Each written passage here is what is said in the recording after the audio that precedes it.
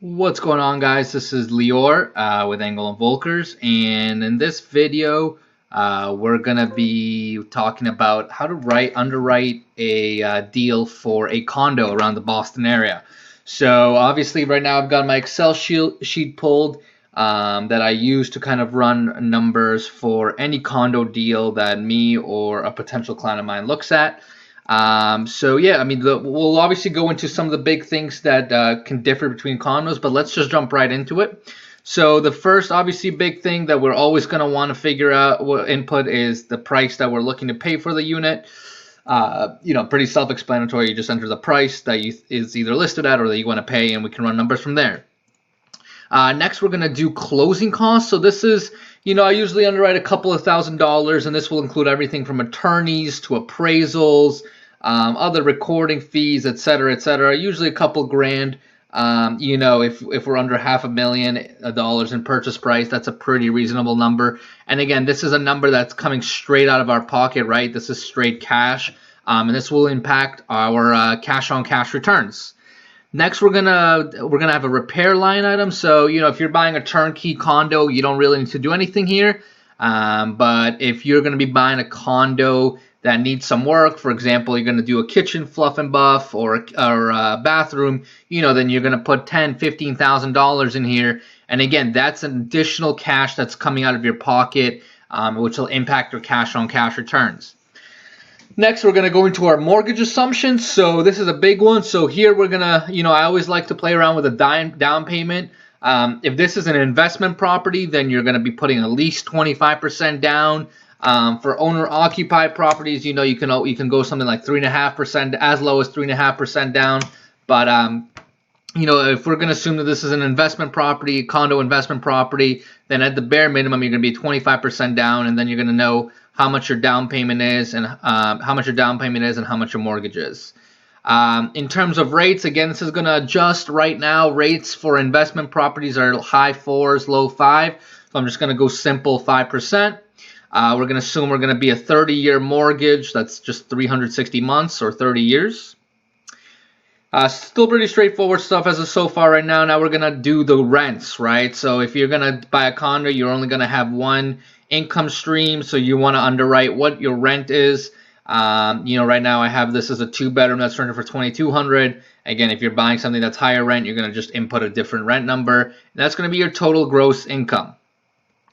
All right, so now we're going to go into our operating expenses, and this is kind of our monthly allowance. So first, I always do a vacancy budget, and basically what this assumes is that your unit's never going to be 100% rented all the time, right? Whether you have a tenant in there that's like for a year or a tenant that's in there for 3 or 4 years, at some point during your investment, you're going to have a time where your unit is just not rented. So that's why every month we kind of want to take this allocation of loss, right? Because this essentially says at some point during our, we're essentially going to amortize this loss over a monthly basis to cover our downfall. So again, all this says is your unit's not going to be rented 100% of the time, so you need to take some sort of monthly loss to account for that.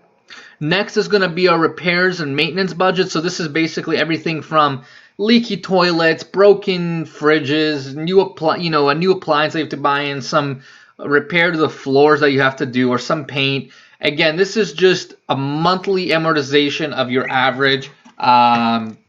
Where you're gonna say, I'm gonna have about 5%. I usually take 5% of your gross income. $110 per month for a small unit is kind of where it's at. So again, this is kind of for any small maintenance or repair that you want to account for and that you're likely going to experience on a month-to-month basis. Now here's other utilities. So with condos around the Boston area, we gotta be a little tentative here, right? Because some condos will have all utilities included, right? So they'll have water, sewer included in the condo fee, and then they're also going to have, some will have your your electric, your heat, and your hot water all included in there, right? Some condo associations will not. So if, for example, the association does not pay for your electric and gas bill, we're going to have to add, say, $200, and we're going to know gas and electric.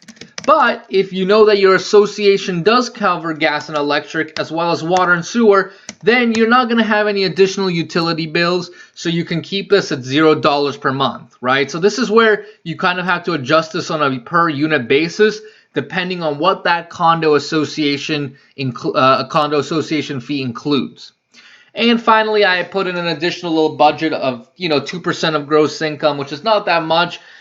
But again, real estate is always filled with surprises, so we always just want to have a little bit more conservative budget in case we need to spend cash on something else that we just didn't foresee.